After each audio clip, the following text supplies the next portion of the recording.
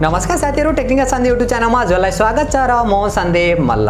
So guys, आजको भिडियोमा चाहिँ म कुरा गर्दै छु Samsung Galaxy M32 को बारेमा। हामीले छिटै नै नेपाली बजारमा चाहिँ देख्न मिल्दैछ।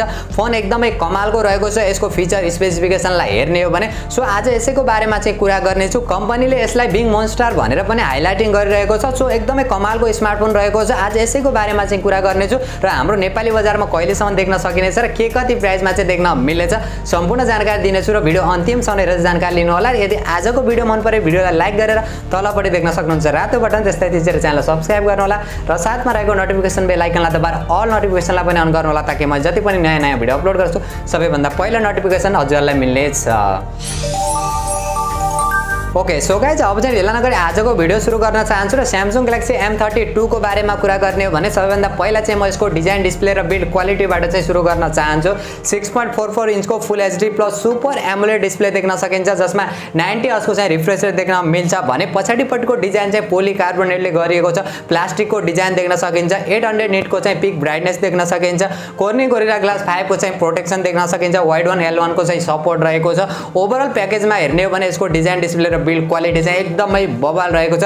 जुन प्राइसमा इन्डियन मार्केटमा लन्च भएको छ र जुन प्राइसमा हाम्रो नेपाली बजारमा लन्च हुने तयारी गरिरहेको छ त्यो प्राइस सेगमेन्टमा चाहिँ हामीले यो खालको डिजाइन, डिस्प्ले र बिल्ड क्वालिटी चाहिँ पाउन मुस्किल नै हुन्छ। सो Samsungले चाहिँ एकदमै बबालको काम गरेको छ र सफ्टवेयरको बारेमा कुरा गर्ने हो भने Android 11 देख्न सकिन्छ 1.3.1 का साथ। सफ्टवेयर एक्सपिरियन्स पनि एकदमै कमालको हुनेवाला छ। हल्का फुल्का चाहिँ हामीले एड अफ ब्लुटुथ चाहिँ देख्न मिल्नेछ तर हजुरहरूले ब्लुटुथलाई चाहिँ मजाले कस्टमाइज चाहिँ गर्न सक्नुहुनेछ। प्रोसेसरको बारेमा कुरा गर्ने हो भने MediaTekको Helio G80 चिपसेट प्रोसेसर देख्न सकिन्छ। 12 नैनोमिटर फेब्रिकेसनमा चाहिँ बनेको छ।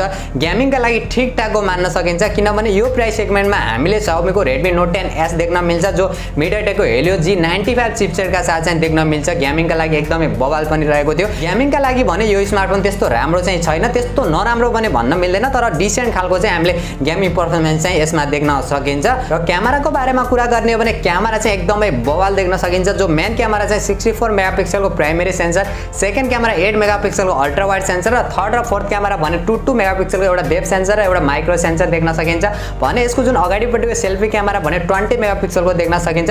ओभरअल क्यामेरा पिक्चर र क्वालिटीको बारेमा कुरा गर्ने भने एकदमै बवाल मान्न सकिन्छ। यो प्राइस सेगमेन्टमा चाहिँ यति राम्रो क्यामेरा क्वालिटी भएको स्मार्टफोन पाउन चाहिँ हामीलाई मुस्किल नै पर्छ। सो Samsungले चाहिँ प्रोभाइड गरिरहेको छ जो एकदमै कमालको कुरा पनि हुन जान्छ। र अरु फिचरहरुको बारेमा कुरा गर्ने हो भने साइड माउन्टेड फिंगरप्रिन्ट सेन्सर देख्न सकिन्छ, फेस अनलक सेन्सर देख्न सकिन्छ, 3.5mm को हेडफोन ज्याक देख्न सकिन्छ, डेडिकेटेड माइक्रो एसडी कार्डको स्लट देख्न सकिन्छ। अरु सानातिना सेन्सर र फिचरहरु मजाले देख्न सकिन्छ जस्तै प्रोक्सिमिटी सेन्सर भयो, गाइरोस्कोप भयो, अरु सानातिना सेन्सरहरु सबै यसमा देख्न सकिन्छ। र र्याम र स्टोरेजको बारेमा कुरा गर्ने हो भने LPDDR4X र्याम र eMMC 5.1 को चाहिँ स्टोरेज देख्न सकिन्छ। हामीले दुईवटा भेरिएन्टमा चाहिँ देख्न मिल्छ। ब्याट्रीको बारेमा कुरा गर्ने हो भने 6000 mAh को ब्याट्री देख्न सकिन्छ। 25 वाटको फास्ट चार्जरको चाहिँ सपोर्ट रहेको छ तर बक्समा भने हामीले 15 वाटको चार्जर मात्र देख्न मिल्छ। यो चाहिँ कुन लजिकले चाहिँ Samsungले दिइरहेको छ यो चाहिँ थाहा भएन। यदि हजुरहरु चाहिँ अलिकति फास्ट चार्जिङ होस् भन्ने चाहनुहुन्छ भने चाहिँ हजुरले छुट्टै 25 वाटको चाहिँ चार्जर लिनुपर्ने हुन्छ। बक्समा 15 वाटको एकदमै नर्मल रेगुलर चार्जर मात्र देख्न मिल्छ। र Samsungको सबैभन्दा इन्ट्रेस्टिङ फिचर भनेको हामीले नक सेक्युरिटी चाहिँ देख्न मिल्छ। यसमा पनि हामीले फुल फ्ल्याशको चाहिँ नक सेक्युरिटी चाहिँ देख्न मिल्छ जो एकदमै कमालको कुरा पनि हो। दुईवटा भेरिएन्टमा चाहिँ देख्न मिल्छ 4GB + 64GB, 6GB + 128GB।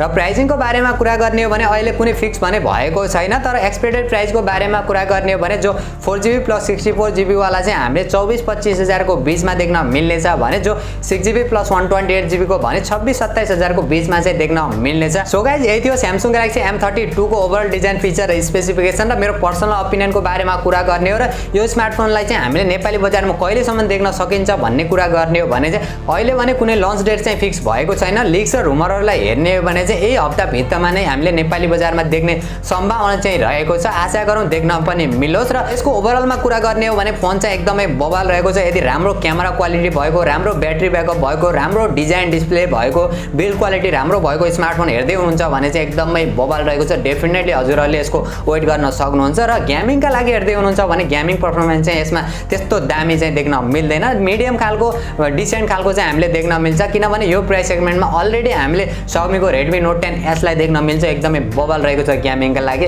So guys हजुरहरू भने Samsung Galaxy M32 लाई लिएर चाहिँ कतिको एक्साइटेड हुनुहुन्छ र हाम्रो नेपाली बजारमा चाहिँ कुन प्राइसमा लन्च होस् जस्तो चाहिँ हजुरहरूलाई लाग्छ त्यो भने कमेन्ट गर्नु होला। र यदि आजको भिडियो मन पर्यो भिडियोलाई लाइक गरेर तलपट्टि देख्न सक्नुहुन्छ रातो बटन, त्यसै च्यानल सब्स्क्राइब गर्नु होला र साथमा रहेको नोटिफिकेसन बेल आइकनलाई दबाएर अल नोटिफिकेसनलाई पनि अन गर्नु होला ताकि मैले जति पनि नयाँ भिडियो अपलोड गर्छु सबैभन्दा पहिला नोटिफिकेसन हजुरहरूलाई मिल्नेछ।